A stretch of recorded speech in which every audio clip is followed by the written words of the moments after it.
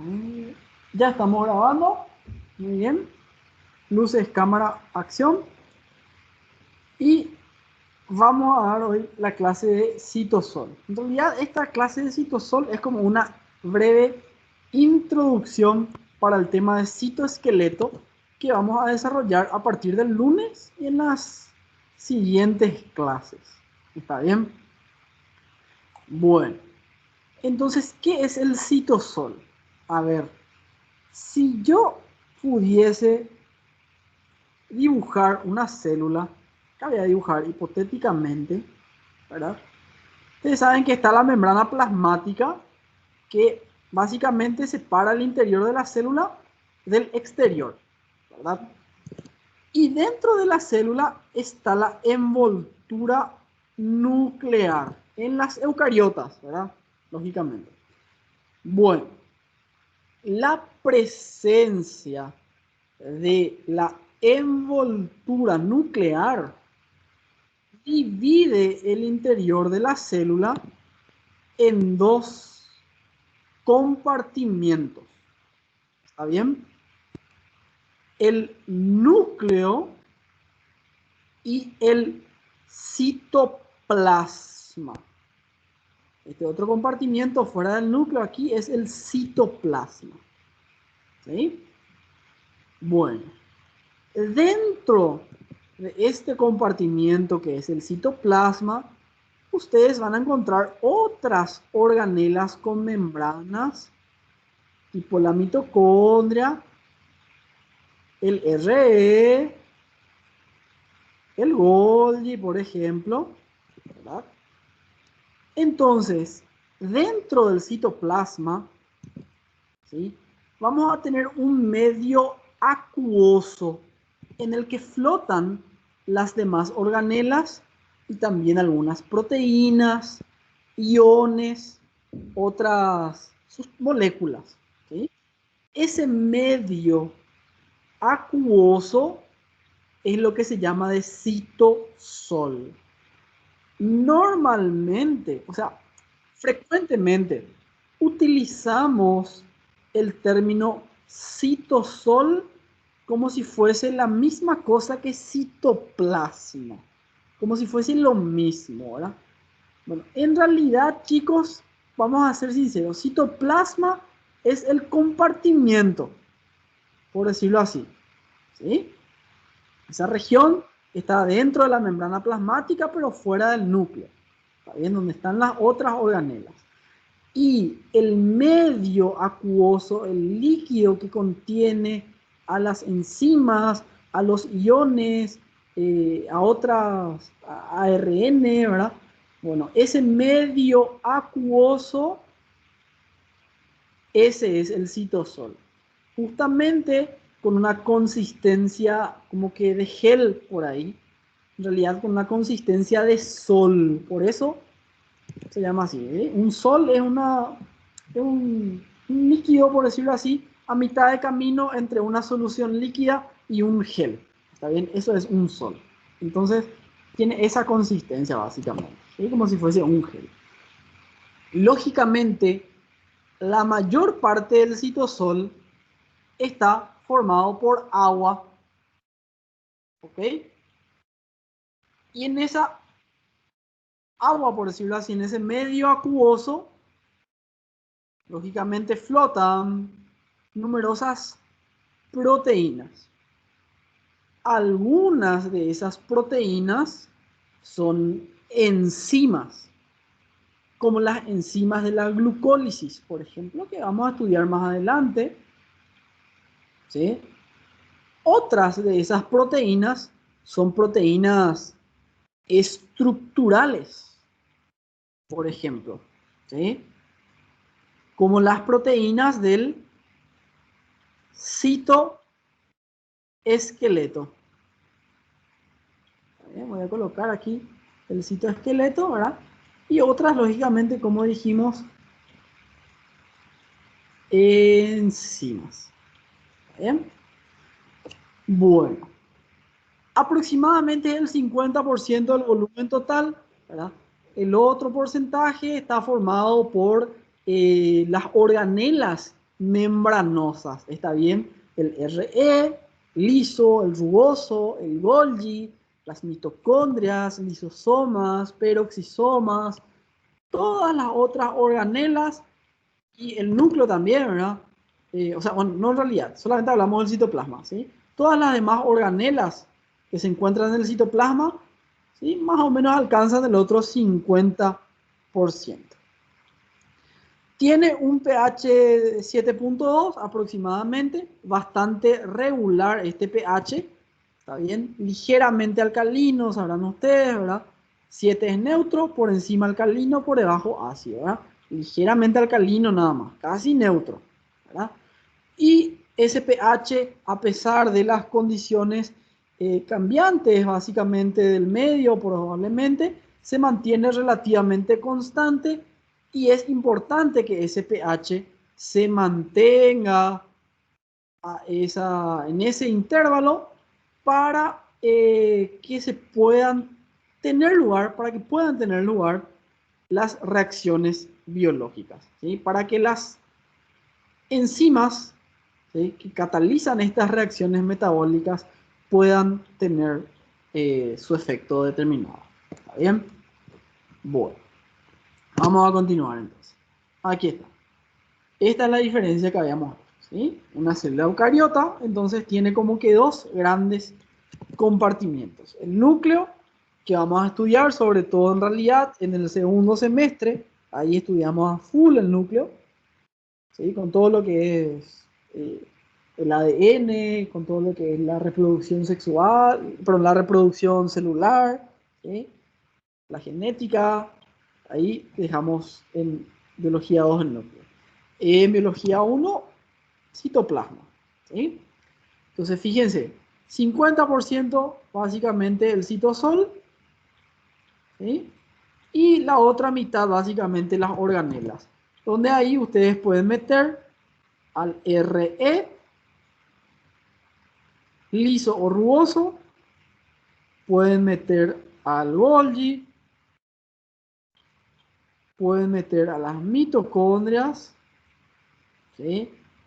Pueden meter a los lisosomas. ¿Y qué vamos a encontrar en el citosol? Bueno, vamos a encontrar proteínas, dijimos. Este es el símbolo de pi, ¿verdad? Bueno, yo tengo la mala costumbre desde que empecé la facultad de medicina de abreviar la palabra proteína con el símbolo pi. Está bien, disculpen si no eliminé ahí, ¿verdad? Ahí está el símbolo de pi, entonces proteínas, ¿verdad? Eso quiero decir, ¿sí? Algunas enzimas, otras del citoesqueleto. Vamos a tener también inclusiones.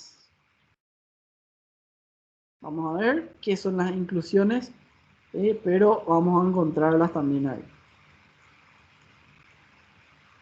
Ok. Vamos entonces. Muy bien. Entonces, como les dije, proteínas estructurales para la célula. Van a aprender ustedes que las células, de acuerdo a la ubicación, de acuerdo al órgano donde se encuentran, tienen una forma determinada, ¿sí? Que tiene muchísimo que ver con la función que tiene que desarrollar, ¿sí?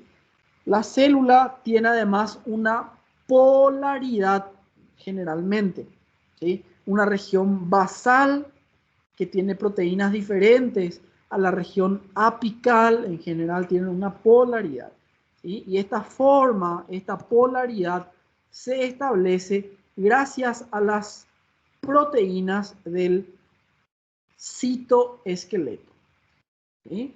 Son tres tipos de proteínas que vamos a profundizar a partir de la clase siguiente, pero tenemos que ir conociendo, ¿ok? Los tres grupos de filamentos del citoesqueleto son, ¿alguien recuerda? Se habló de eso en nivelación. Filamentos de actina, microfilamentos e tubulinas, se eu não me engano. Ah, por ahí. Por aí. Muy bien.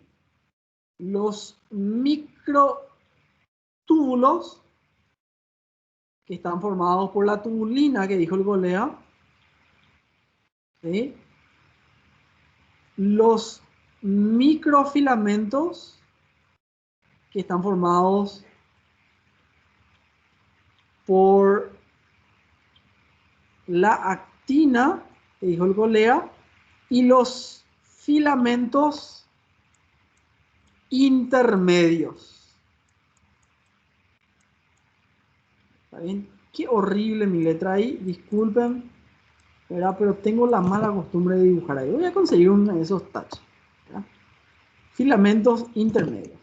Muy bien, enzimas, muchísimas enzimas citosólicas, ¿verdad?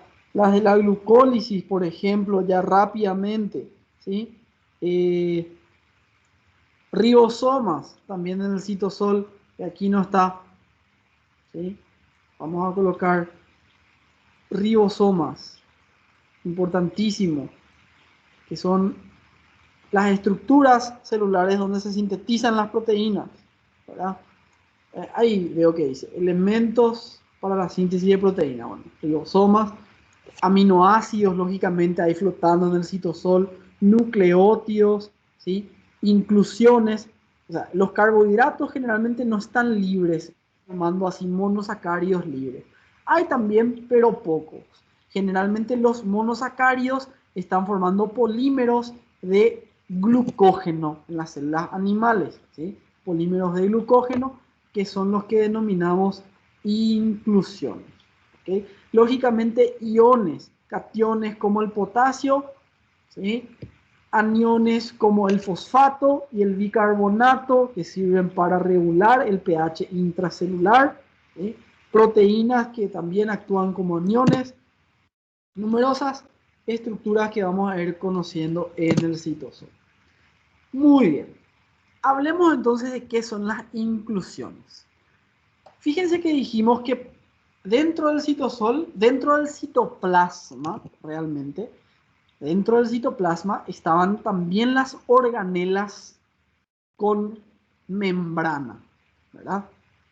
Bueno, las inclusiones son macromoléculas, moléculas de gran tamaño, detectables con el microscopio electrónico, pero que no tienen una membrana lipídica, ¿sí? Sin una membrana que les rodee. Eso les define como inclusiones, ¿sí? Las más significativas, ¿sí? Son las que sirven como depósito de nutrientes, depósitos de moléculas energéticas, ¿ok? Como los polímeros de carbohidratos, donde tenemos a las inclusiones de glucógeno y también la reserva lipídica que está en forma de triacilgliceroles. ¿Sí? Fíjense que estas inclusiones, ustedes en realidad van a encontrar en varios tipos de células. En realidad se encuentran en varios linajes celulares. Sin embargo, son particularmente abundantes en linajes que tienen un elevado consumo energético, como el músculo estriado, el músculo esquelético. Nosotros estamos caminando todo el día cocinando, jugando, estudiando. ¿A qué? Estudiando no. ¿Verdad? Estamos haciendo muchas cosas todo el día que requieren energía por parte de nuestros músculos, ¿sí? Y no solamente el músculo esquelético, sino que también en las células del hígado, en los hepatocitos, ¿ok? Allí también vamos a encontrar estas, ¿cómo les voy a decir? Estas inclusiones, ¿sí? Y en el hígado, perdón, sirven como una especie de reserva. ¿Está bien? Una especie de reserva. Entonces, imagínense que yo ahora mismo tengo ganas de, cuando termine la clase, irme a dar un trote ahí en la plaza, para hacer un poquito de ejercicio. Primeramente se va a consumir el glucógeno de mis músculos y luego el hígado va a empezar a mandar ese azúcar a mis músculos para que ellos puedan seguir con su actividad y que yo pueda seguir haciendo ejercicio. ¿Está bien? Entonces ahí son particularmente abundantes. Bueno, a ver si hay una imagencita. A ver. Aquí. Fíjense, estas son imágenes de microscopía electrónica. ¿Sí? Por ejemplo, en la imagen de la izquierda, ustedes ven a un hepatocito. ¿Sí? La palabra o el sufijo cito significa célula. ¿Sí? Entonces, hepatocito es la célula del hígado. Ustedes van a leer eso muchísimas veces, ¿verdad? Condrocito es la célula del cartílago. Miocito, célula muscular, ¿está bien? Entonces, el hepatocito es la célula del hígado y fíjense que ustedes ven unas inclusiones ahí que se ven como que grumos de color oscuro, ¿verdad? Parecen como el formato de una pipoca, básicamente, ¿verdad? Grumos. ¿Sí? Esas son las inclusiones de glucógeno. Como les dije, particularmente abundantes, el músculo esquelético, que consume ese glucógeno, y en el hígado, que es una reserva de glucógeno. Muy bien. Fíjense en la imagen de la derecha, ¿sí? Ustedes ya ven como que unas gotas de mayor tamaño. Se ven como unas gotas. ¿Sí? Esas son gotas de lípido, gotas de grasa, formadas por la principal forma de reserva de grasa, que son los triacilgliceroles. ¿Okay? También se encuentran en el hígado, también se encuentran en las células musculares, donde particularmente se ven cerca de las mitocondrias. ¿Sí? Acá hay una mitocondria, por ejemplo, ¿verdad?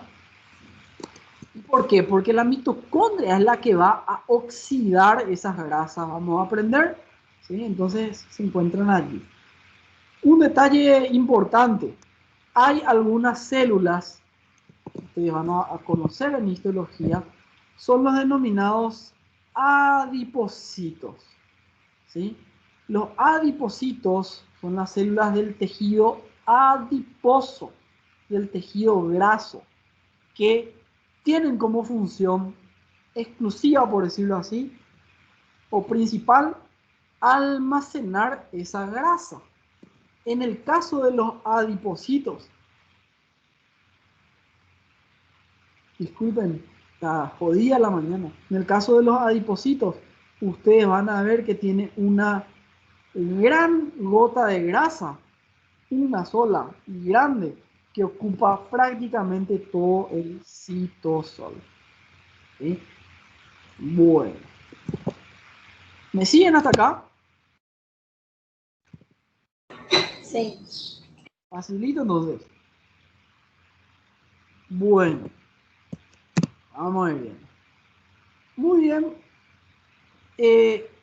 Lógicamente, no son las únicas inclusiones. ¿Sí? También hay otro tipo de inclusiones que le llamamos de pigmentos. ¿Por qué? Porque tienen una coloración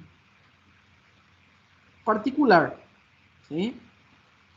Uno de estos son los famosos pigmentos de lipofusina, que es un material que está formado por fosfolípidos sobre todo, aunque también proteínas, ¿sí? Y fíjense, acá ustedes están viendo una neurona y se ve esta inclusión de un color marrón. ¿Sí? Un color marrón. Son inclusiones citoplasmáticas que se van acumulando con la edad de la célula. Ustedes sabrán que hay células que... Disculpen, no puedo parar. Hay células que no se dividen, más básicamente como las neuronas, la mayoría de ellas, o las células del miocardio, las células del corazón, ¿sí? Que prácticamente duran toda la vida del individuo, si se puede decir así. Entonces van acumulando esta lipofuscina, ¿sí? Se puede ver muchas veces con el microscopio óptico, ¿sí? En histología se puede ver, ¿sí? Y se les denomina también por eso de pigmentos de desgaste. Y vuelvo a repetir, ¿dónde ustedes van a encontrar esto más frecuentemente? ¿Qué linajes celulares? Bueno, neuronas y células del miocardio, células del corazón, que como les dije, no se dividen más, entonces tienen ese... eh, tienen una vida de años, décadas, entonces van acumulando con el paso del tiempo estos pigmentos. ¿Bien? Bueno. ¿Me siguen, chicos? Entonces, Sí. ese pigmento marrón que se queda en los fidosos son la lipofuscina. Sí. Yo pensaba que era algo con la melanina, cosas así. No. Perdón, esta imagen es correcto. No entendí bien nomás la primera parte de la pregunta porque hubo un ruido extraño ahí de un plato por ahí. Sí, esto es un acúmulo de melanina, realmente, ¿sí? No son pigmentos de lipofuscina en la mano, exactamente, ¿sí? Exactamente. No es lo mismo, ¿sí? Son pigmentos diferentes. En este caso es melanina en el interior de las células epidérmicas, que son los queratinocitos. ¿Está bien? Es un pigmento también, ¿verdad? Se va acumulando con la edad, con la exposición solar, ¿sí? En la mano tenemos y se van acumulando por la edad. Es otro pigmento también que se va acumulando, ¿verdad? Pero no es lo mismo que la lipofuscina. ¿Está bien? Sí, sí, entendí. Gracias. A vos. Genial, genial. Ô, professor, no caso, tem alguma vitamina ou algum tipo de tratamento para retirada desses pigmentos? Sí, hay varios tratamientos, se usa láser, peeling, ¿verdad? Pero una vez que te haces ese tratamiento, lo más importante es la prevención, ¿verdad? ¿Cómo se hace eso? Bloqueador solar, ¿verdad? Hay un chiste que dice, de entre todos los consejos que te pueden dar en tu vida, el más importante es usar protector solar, ¿verdad? Mas isso pode se tornar câncer de pele? Bueno, así como está, nada más, no, ¿verdad? Pero sí es una señal, por decirlo así, de acumulación de, de radiación UV a lo largo de la vida, ¿verdad? Tendría que ir haber unas lesiones más para que sea cáncer, ¿verdad? Van a ir aprendiendo más adelante. Pero así como está, no, ¿verdad?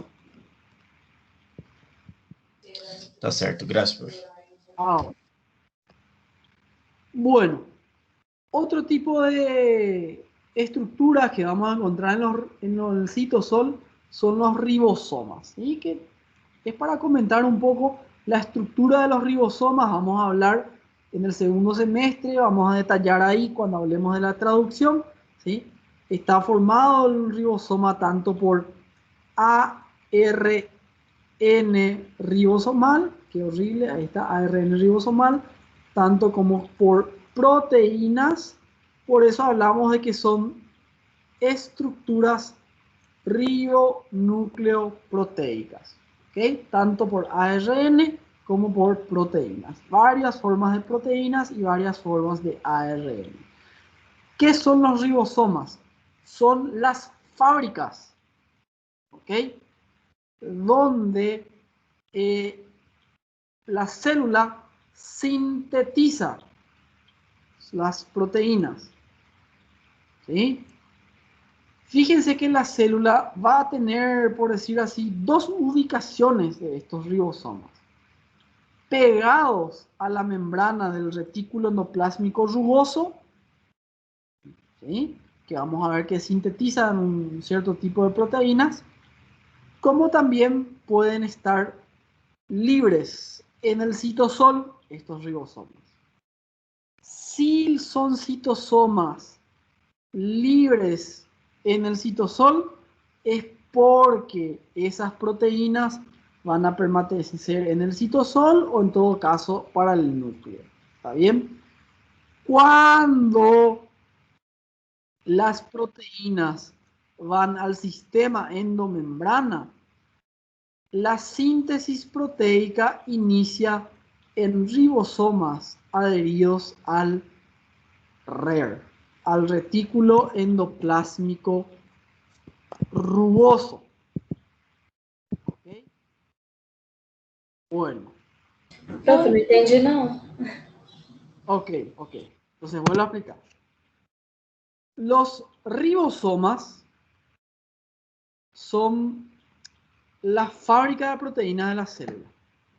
Ellos lo que hacen es leer las instrucciones que vienen en un ARN mensajero y traducirlo a un lenguaje de aminoácidos, ¿sí? Para formar las proteínas. ¿Ok? Bueno, algunas de esas proteínas pueden ir al citosol o al núcleo. Cuando es así, ¿sí? O a las mitocondrias también, por decirlo, a las peroxisomas, ¿sí? Cuando es así, la síntesis de estas proteínas va a tener lugar en los ribosomas que se encuentran libres en el citosol. ¿Está bien?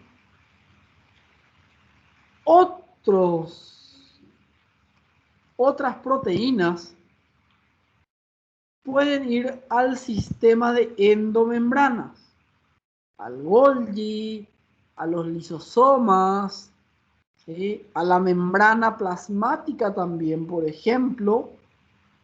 Cuando eso va a ocurrir, la síntesis proteica inicia no en ribosomas libres en el citosol, sino que en ribosomas adheridos a la membrana del RE rugoso, del retículo endoplasmático rugoso.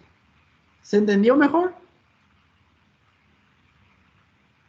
¿Sí? Sim, prof. As mitocôndrias e peroxisomas também vão ser nos ribosomas livres. Exactamente.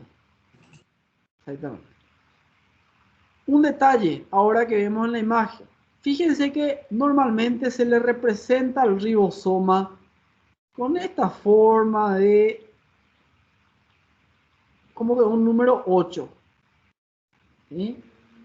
Donde en realidad el ribosoma tiene dos subunidades. Una subunidad mayor y una subunidad menor. Todo eso vamos a detallar mejor en el capítulo correspondiente de traducción, pero sí tenemos que saber, la subunidad mayor tiene un coeficiente de sedimentación de 40 Svedberg, es la unidad de medida, se abrevia como la letra S. La subunidad menor tiene un coeficiente de sedimentación de 40S, 40 Svedberg por separado, y cuando están juntos, las dos subunidades tienen un coeficiente de sedimentación de 80 Svedberg, ¿sí? Fíjense que el coeficiente de sedimentación aquí no responde a una suma aritmética, ¿está bien? No, la sedimentación no responde aquí a una suma aritmética, ¿verdad? Así que no es que 60 más 40 da 100, no. ¿Sí? No tiene por qué responder a una suma aritmética. Bueno, muy bien.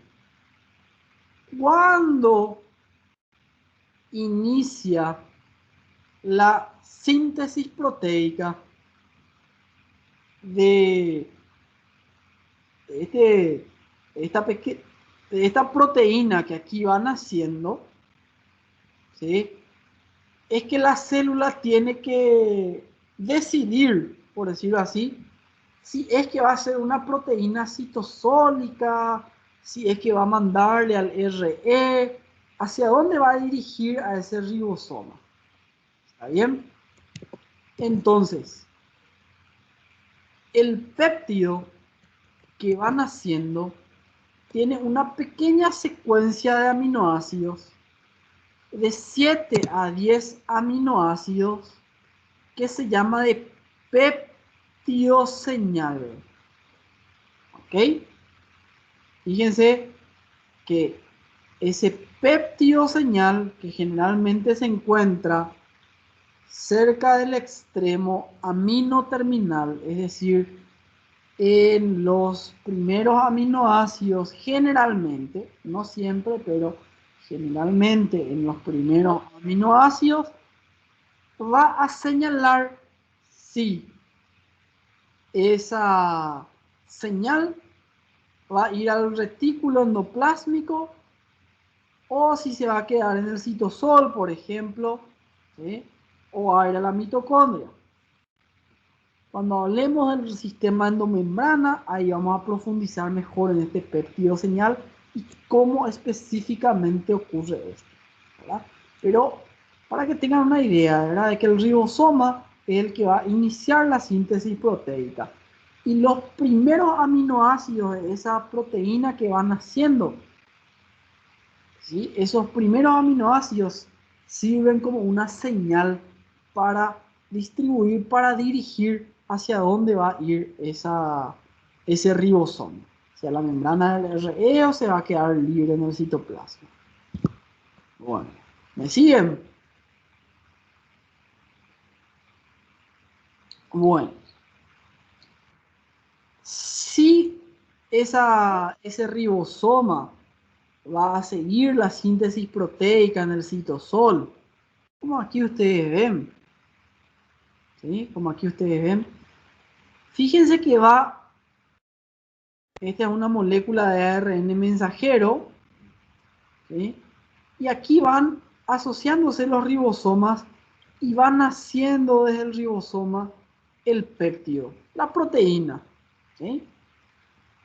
A esa proteína ustedes están viendo que se le asocian unas pequeñas que en la imagen tienen un color rojo, que son unas proteínas específicas, especiales, que llamamos de chaperonas. ¿Sí? Las chaperonas se las agrupa con estas siglas de HSP y de acuerdo al peso molecular que tienen. HSP significa de Heat Shock Protein. ¿Por qué se llaman así? Bueno, las chaperonas, como el nombre dice, ¿verdad?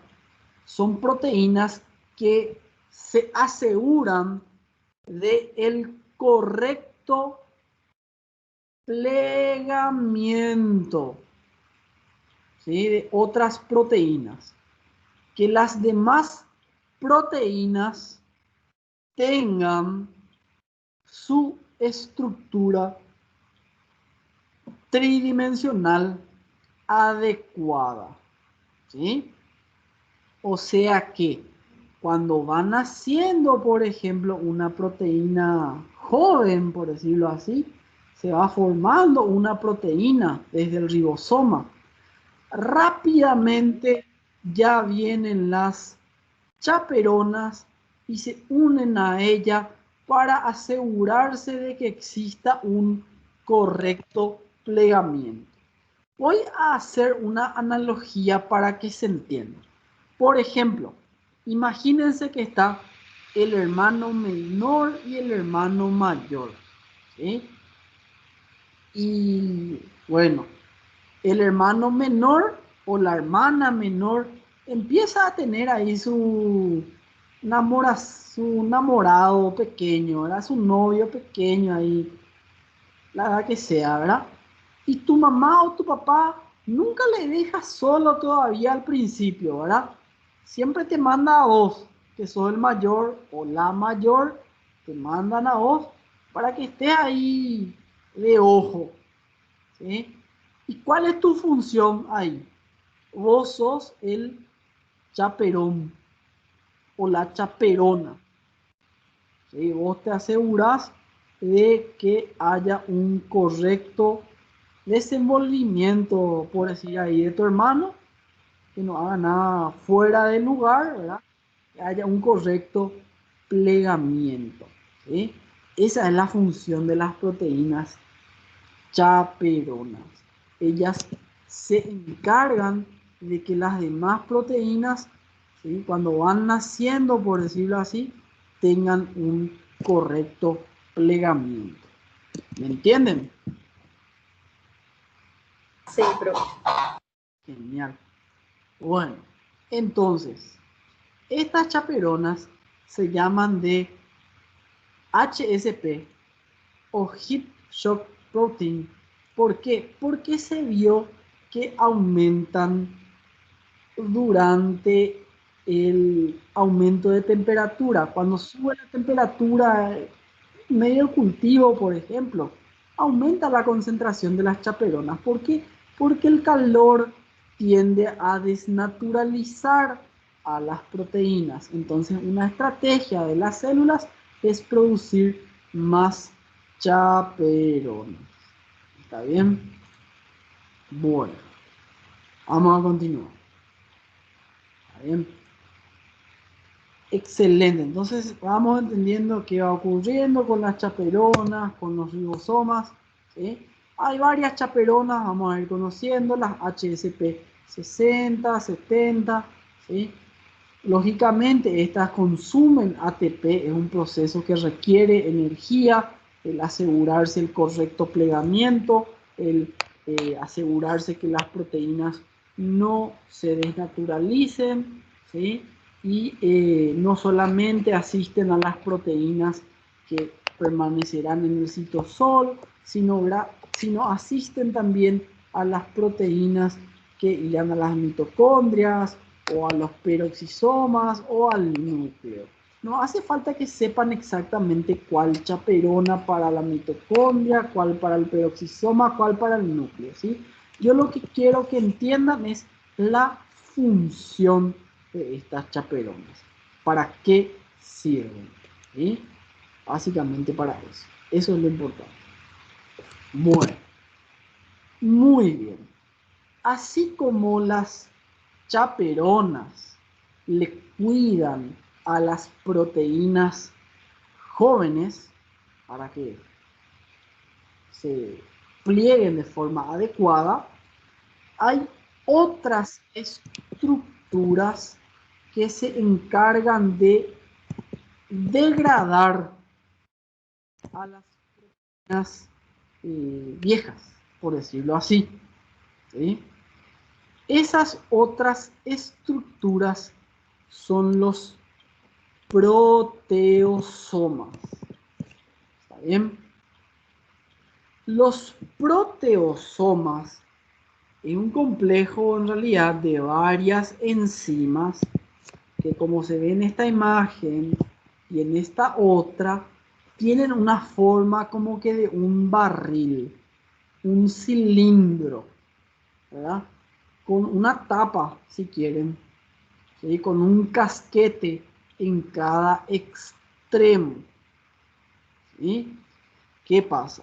Este complejo enzimático con forma de cilindro, bueno, cuando una proteína está vieja o una proteína ya no se necesita, se le va a introducir aquí en el interior del proteosoma. ¿Está bien? Una vez que se introduce ahí en el interior, la tapa de ese barril, de ese proteosoma, se va a cerrar y en el interior del proteosoma hay enzimas con propiedades hidrolíticas, proteasas, ¿sí? Que van a degradar estas proteínas, ¿sí? Van a degradar estas proteínas y bueno, van a convertirlas en péptidos de menor tamaño o en otros aminoácidos ya que van a estar después libres en el citosol para su posterior degradación, si son oligopéptidos en aminoácidos y si son ya aminoácidos, para que puedan volver a ser reutilizados por la célula ahí en el pool de aminoácidos. ¿Se entiende? ¿Me siguen? Sim. Ele tipo junta as proteasas, degrada e vira peptídeos. Isso? No, casi, casi. Es como un barril que toma a las proteínas envejecidas, ¿verdad? Encierra dentro de ese barril y dentro de ese barril las propias proteínas que forman el barril también tienen proteasas, ¿verdad? Que rompen a la proteína envejecida y le liberan en forma de oligopéptidos o ya aminoácidos también, ¿sí? Casi, casi como dijiste.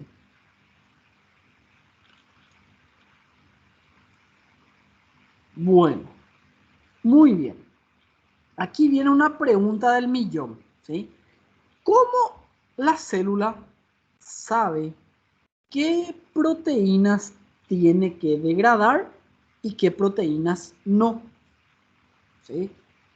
Tipo, no es que el proteosoma va a ir a romper cualquier proteína que encuentre nada más, ¿verdad?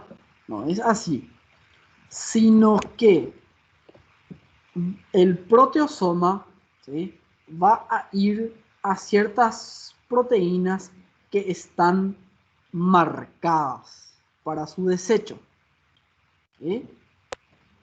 Cuando la célula ya no necesita una proteína, fíjense que le va a marcar, esta es una proteína aquí, por ejemplo, en esta imagen, que, bueno, está marcada para su, o sea, que va a degradarse, ¿sí? Ya no se necesita o está envejecida. Y fíjense lo que hace la célula.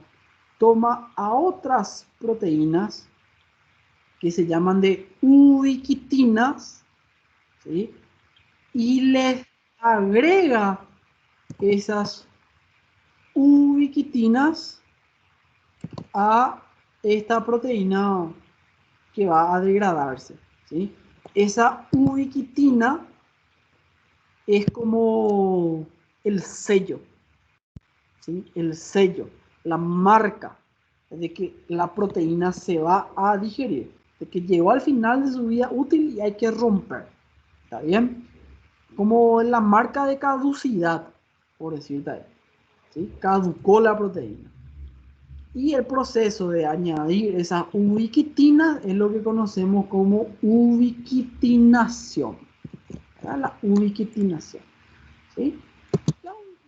Se agregan gracias a otras proteínas asociadas como las ligasas E1, E2 y E3, ¿verdad? No hace falta que sepan todos los detalles, sepan que existen unas ligasas y que son esas las que añaden las ubiquitinas libres del citosol a la proteína que va a degradarse, ¿sí?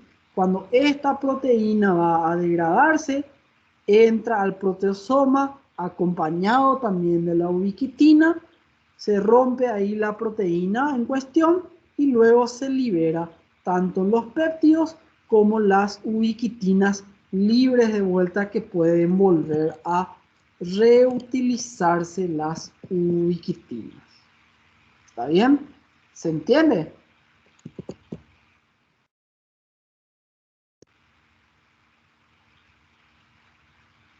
¿Se entendió?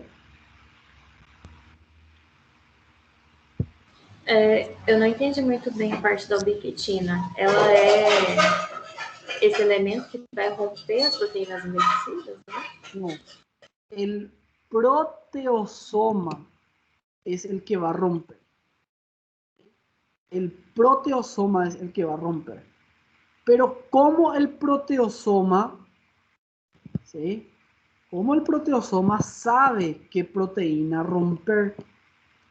Porque antes de eso, antes de que la proteína entre al proteosoma, se va a marcar una proteína para su degradación, para que una proteína se rompa. Esa marca se hace añadiéndole otra proteína más pequeña que se llama de ubiquitina. ¿Sí? Cuando se le agrega la ubiquitina a una proteína es porque se está marcándole para romper. ¿Está bien? ¿Se entiende? Sim, prof. Obrigada. Ok. ¿Alguna otra duda, chicos?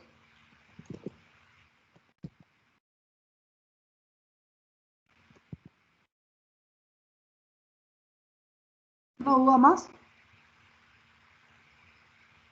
¿No? Bueno, vamos a continuar entonces. ¿Sí? Entonces, como les dije, dentro del citosol hay varias enzimas que vamos a ir estudiando dentro de cada capítulo correspondiente, proteínas estructurales entre las que se encuentran las proteínas del citoesqueleto. ¿Sí? El citoesqueleto forma toda una especie de red, ¿sí?, de filamentos esparcidos en el citosol que le dan la forma a la célula, que le dan la polaridad a la célula. ¿Está bien? Estos filamentos del citoesqueleto están formados por tres tipos, por decirlo así.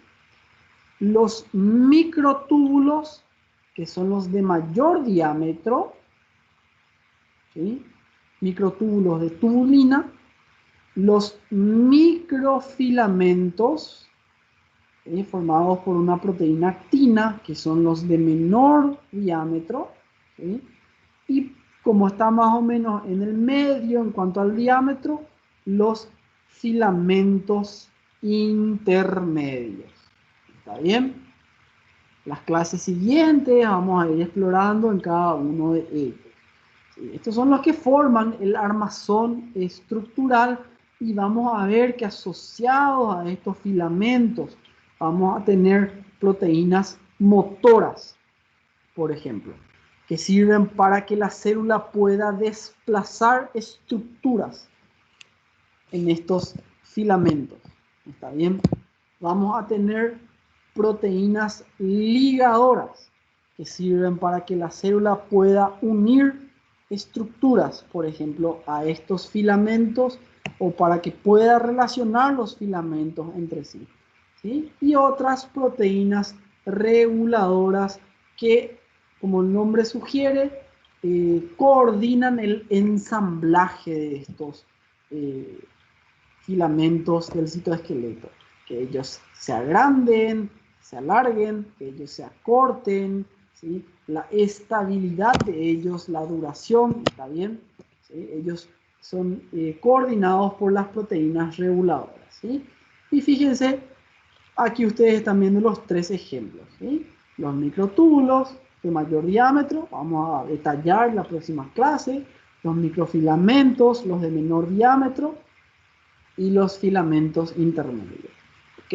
No hace falta que sepan la cifra exacta, cuál es ¿sí? Cuánto mide. Yo lo que quiero que sepan es que cuál es más grueso, cuál es más fino. Pero eso vamos a aprender luego en estas clases siguientes, ¿sí? Y fíjense, aquí tenemos una célula teñida con una técnica de inmunohistoquímica, ¿verdad? Donde se ven los filamentos de actina en rojo, cerca de la membrana, ¿sí? Los microtúbulos de color verde que nacen desde la proximidad del núcleo y desde allí se dispersan hacia la periferia, ¿sí? Cada uno tiene su ubicación específica, ¿ven? La actina, generalmente cerca de la membrana, los microtúbulos nacen desde el núcleo y ahí se proyectan a la periferia como si fuese una red, básicamente, ¿sí? Y los filamentos intermedios, vamos a ver que están dispersos por el citosol, ¿sí? Relacionando generalmente citoesqueletos de células vecinas, los filamentos intermedios con cada una de estas células. ¿Está bien? Bueno. ¿Alguna duda hasta aquí, chicos?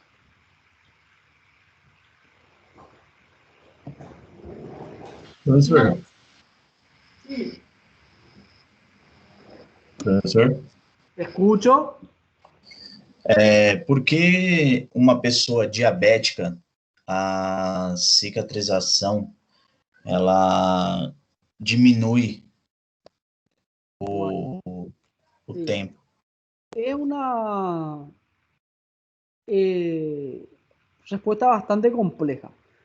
Lo que pasa es que al mantener una glicemia elevada por más tiempo de lo normal, o una glicemia mayor a lo normal, ¿verdad?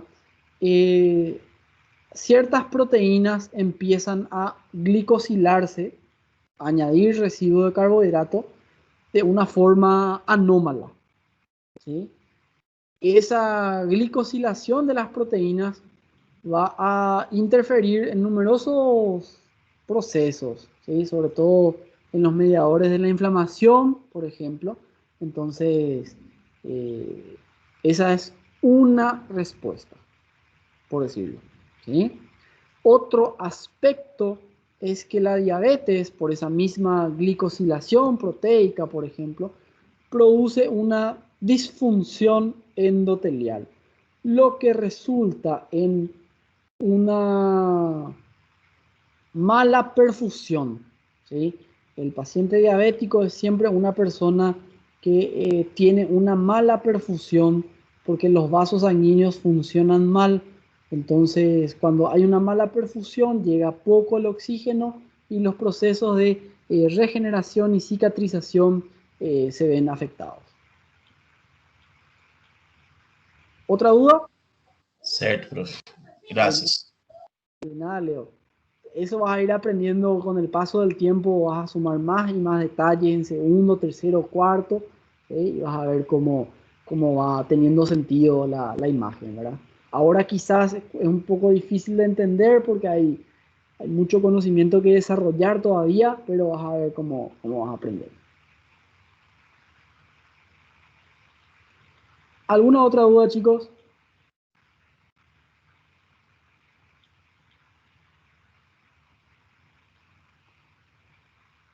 Bueno, si no hay ninguna, entonces voy a despedirme de ustedes, queridos alumnos, y nos encontramos el lunes. Hasta lunes, então. Ok, lunes. Poderia disponibilizar os slides das aulas, por favor? Sí, yo no subí la aula anterior. Não. Voy a subir, prometo.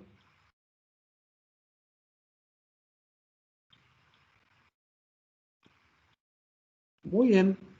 Chao, chao, chicos. Nos vemos entonces. Voy a apagar la grabación. Tchau, professor. Até na hora que